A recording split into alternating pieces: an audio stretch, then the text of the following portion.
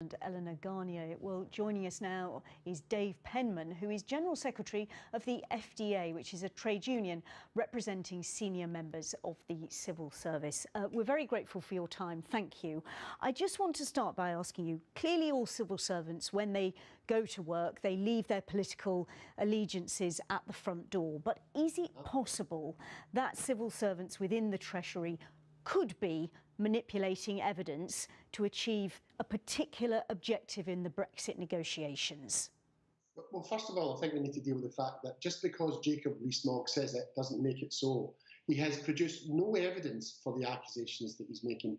But really what this is about is because people like Jacob Rees-Mogg cannot understand how anyone can leave their own political allegiances aside and serve the public interest, because he's incapable of doing that. But that is what civil servants do.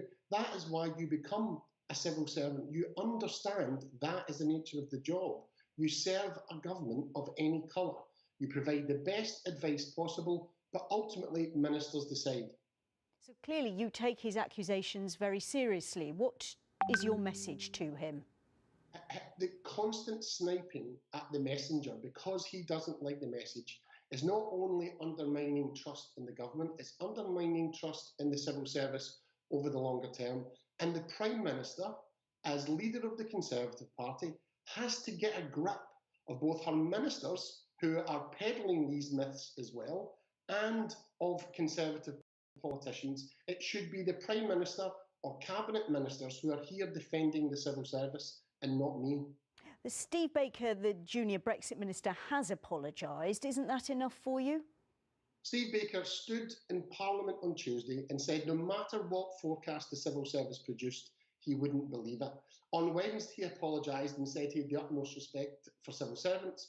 On Thursday, he peddled a myth that was proven to be untrue. And on Friday, he was dragged back to the Commons to apologise. So I don't think the warm words will be enough from Steve Baker to reassure civil servants about whether he trusts them or not. So you want nothing more than Theresa May to reassure them, is that right? The Prime Minister has to be at the forefront of this. She is the leader of the Conservative Party, and ultimately this is an issue within the Conservative Party. We have government ministers now standing at the dispatch box and undermining the government's own evidence. It is chaos, and it will undermine trust over the longer term in the civil service. Dave Penman, we must leave it there. Thanks for your time. Thank you very much.